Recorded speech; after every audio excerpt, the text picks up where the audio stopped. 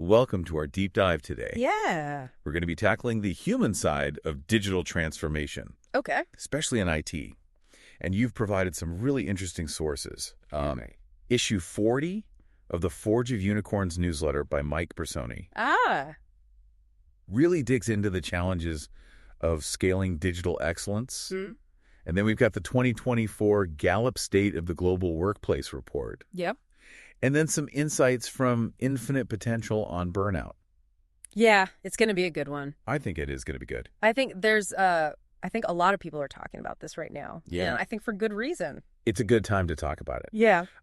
So I think what's fascinating here is that we often get so caught up in the technology and the processes of transformation that we kind of forget the people involved. Yeah, totally. And I think, Mike Bersoni, he really kind of hammers that home. Yeah. In The Forge of Unicorns, he argues that traditional kind of forced change methods are failing. And there's this human cost to these failed transformations. And the research from Gallup and Infinite Potential kind of backs that up. Totally. Like Gallup's study shows that 77% of employees globally are disengaged at work. 77%. 77%. That's like 34 of the workforce. I know, it's crazy. Just going through the motions. Yeah, it's like clocking in, clocking out. It's just like presenteeism, not really engaged. Actually, what are we even doing? It's kind of wild when you think about the lost potential and the lost creativity there. Yeah, it's mind-boggling. Yeah. And then Infinite Potential adds another layer to the problem. They say that 38% of professionals are experiencing burnout.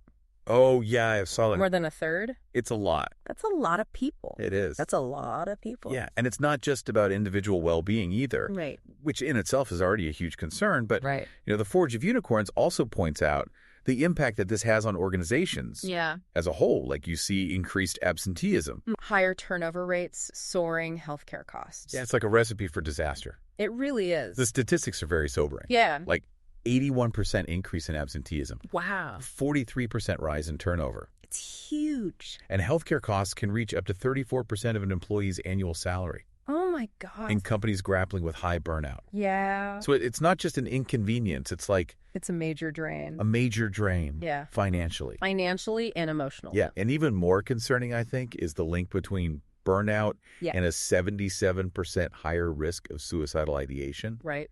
And like a 5.78 times increase in workplace offenses. Yeah. That's like... So this is a deep problem. A deep-rooted problem, yeah. It's not just productivity and profits. No, it's people's lives. We're talking about people's lives here. It's serious. Absolutely. It's a stark reminder that, we need to approach transformation with a lot more empathy and understanding. Yeah, sure. So let's shift gears just a little bit. Okay. Let's zoom in on the IT sector. Mike Bersoni points out a very specific challenge. Okay. He says that only 1% of developers globally qualify as true software craftsmen. Wow. 1%. It's such a small number. That's tiny. Especially considering how much our world relies on technology. Right. Why is that number so low? Yeah, that's a good question. And I think if we zoom out a little bit and connect it to the bigger picture, it becomes clear that companies often prioritize cheap labor over investing in skilled professionals. Okay. And so you have this talent deficit where a workforce that's already stretched thin is struggling to keep up with the demands of digital transformation. All right. It's like penny wise, pound foolish kind of thing. Yeah, that makes a lot of sense. Yeah. So how do we address this problem? How do we fix this? Mike Bersoni advocates for a shift from transformation to evolution. Okay. So instead of like this idea of bulldozing the garden and starting over, it's more about carefully cultivating what's already there. So he suggests focusing on creating a work environment that nurtures growth and excellence rather than forcing change from the top down. Right. So instead of transforming, it's like evolving. Exactly. Okay. And he lays out a framework for achieving this evolution. He focuses on 3 key areas. Right. Social engineering. Okay. Socio-technical mastery. Okay. And key behavioral indicators, or KBIs. Okay, so let's unpack these. Yeah, let's do it. Now, I know social engineering can sound a little bit ominous. It does. But in this context, it's not about manipulation or hacking. No. It's about intentionally designing work environments that encourage things like collaboration, creativity, and accountability. Right. It's about creating a space where people can thrive. Right. It's all about the people. Yeah. So think about like the physical space that you work in. Yeah. The tools that we use, the ways we interact with each other. Totally. All of these can be intentionally designed to support a more engaged and productive workforce. It's about fostering a sense of community and shared purpose. I love that. Yeah. Community and shared purpose. That's it. That's what we're after. That's the goal. That's the goal. Yeah. So we're designing these spaces for collaboration and growth. And then Mike Bersoni takes it a step further with this idea of socio-technical mastery. Yeah. I'll admit it sounds a little jargony, but it's a pretty powerful idea when you really think about it. It really is. It's about recognizing that technical practices and cultural values are deeply interconnected. They can't exist in isolation. Yeah. And when these two elements are in harmony, you create this like fertile ground for excellence. Okay. To emerge naturally, almost organically. I like that, organically. Yeah. So it's not about forcing things to fit. It's about finding this like natural alignment. Right. Okay, but then how do we measure progress towards this kind of organic excellence? Yeah, that's where key behavioral indicators or KBIs come in. KBIs, yeah. So this is about shifting the focus from measuring outputs to measuring behaviors. Exactly. So it's not just about what people are producing, but it's about how they're working, how they're interacting, how they're growing. It's the whole picture. So instead of just like lines of code written or tickets closed, we're looking at like how often are teams collaborating? Yeah. How comfortable are people speaking up with new ideas? Right. Are they taking risks? Are they feeling safe to, kind of push the boundaries a little bit? Be innovative. Exactly. Okay. So by tracking these behaviors, organizations can gain a much deeper understanding of what's actually working and what's not. And then they can tailor their change campaigns to address like the root causes of problems, not just the symptoms. So it's like taking a proactive approach to healthcare. I love that. Instead of waiting until somebody's like seriously ill, you're monitoring their vital signs and you're making adjustments. Yeah, preventative care. To their lifestyle. To prevent the problems before they even arise. Exactly. That's a great analogy. Yeah. And this focus on people is something that's echoed in Gallup's research as well. Okay. They emphasize the crucial role of managers in shaping employee engagement and well-being. Remember that statistic managers account for 70% of the variance in team engagement scores. That's huge. It's huge. So leadership is really important. Absolutely. It's not just about giving orders and tracking metrics. It's about creating a culture where people feel valued and supported and empowered to do their best work. Yes. We were talking earlier about how managers are also facing a lot of pressure themselves. They are. They're kind of caught in the middle. Yeah. Trying to meet these really demanding targets while also supporting their teams. Right. It's a tough balancing act. It is. And it's no surprise that Gallup found that managers experience higher levels of stress than non-managers. Makes sense. So this creates this kind of ripple effect where burnout and disengagement can cascade through an organization. So what can we do to break this cycle? That is the million-dollar question. Yeah, like what can we actually do? Well, Mike Bersoni talks about the importance of creating clear expectations, providing regular feedback, and offering opportunities for professional development. So it's about investing in the managers. Yes. And giving them the tools and the support they need. Yeah, equipping them to lead effectively. To thrive. That's right, exactly. And it's not just about providing external support. It's also about fostering a culture. Yes. Where managers feel comfortable prioritizing their own well-being. 100%. Like you can't pour from an empty cup. Exactly. You can't. So leaders need to model the behaviors that they want to see in their teams. Absolutely. This includes taking breaks, setting boundaries, making time for self-care. All of it. And that brings us back to this idea of psychological safety, which is a recurring theme in The Forge of Unicorns. It is. Mike Bersoni really argues that this is essential. He does. He really emphasizes that. For creating an environment where people can truly excel. I think he's spot on. Yeah. Psychological safety is that feeling of, being able to speak up. Yeah. Share ideas. Take risks. Take risks. Without fear of judgment or repercussions. Exactly, without fear of negative consequences. It's the foundation of trust and innovation. And without it, people hold back, ideas get stifled, progress stalls. 100%. Yeah, you can definitely see how that would be a problem. Yeah. Especially in a fast-paced world like IT. Oh, absolutely. But how do you actually foster psychological safety? Right. Is it as simple as saying, like, my door is always open? I wish it were that easy. Yeah.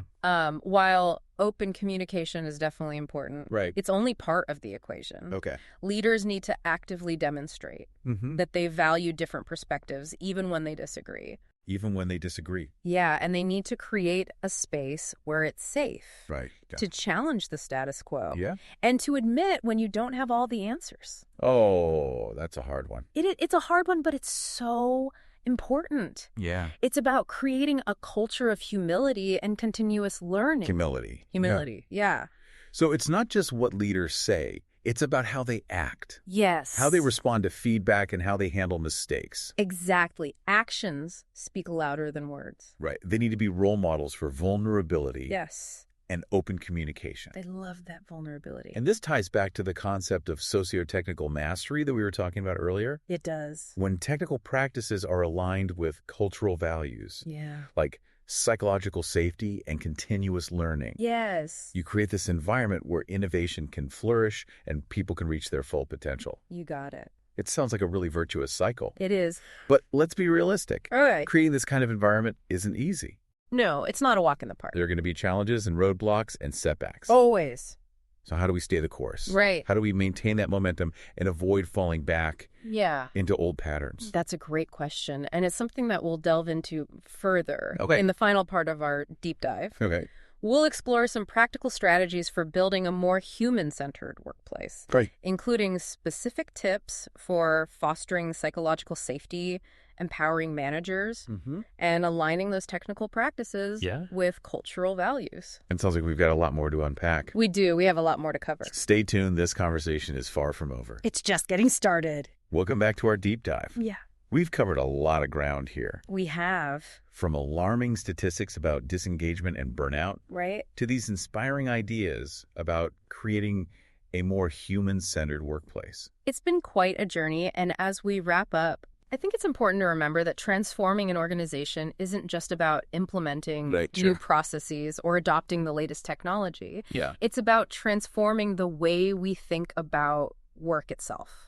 I like that it's about a mindset shift. It is. It's a mindset shift. Going from a mindset of control and efficiency to one of growth and empowerment. Exactly. And this shift in mindset is reflected in Mike Bressoni's concept. Okay. Of key behavioral indicators, or KBIs. KBIs, yeah. Remember, KBIs are all about measuring what truly matters. Right. How people behave. Right. So they offer a way to track progress towards a more human-centered workplace. So instead of just focusing on outputs, KBIs help us understand the behaviors that drive those outputs. Exactly. So for example, instead of just measuring how many projects a team completes, we might look at, how effectively they collaborate, how well they communicate, or how often they seek feedback from each other. So it's less about the what and more about the how. Exactly. It's about the how. And by tracking these behaviors, organizations can identify areas for improvement and design targeted interventions that address the root causes of problems. Like we were talking about earlier, instead of waiting till somebody gets sick, you're looking at those warning signs. Preventative care.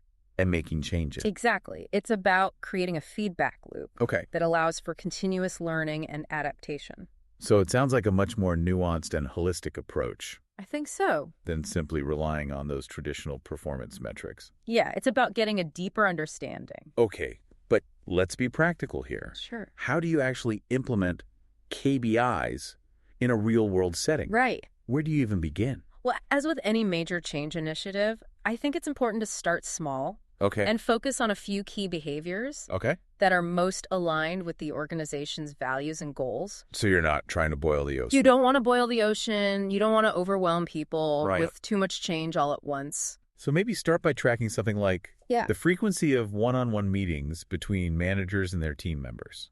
Right. Or perhaps you look at how often teams are engaging in cross-functional collaboration. Okay, those are good examples. And as you gather data on these behaviors, you can start to identify patterns and trends that can inform your change efforts. So maybe you discover that managers are struggling to find time for those regular one-on-ones. Exactly. Or that teams are siloed. And reluctant to collaborate. And then you can design these targeted interventions. To address those specific challenges. Exactly. It's about using data to drive meaningful change.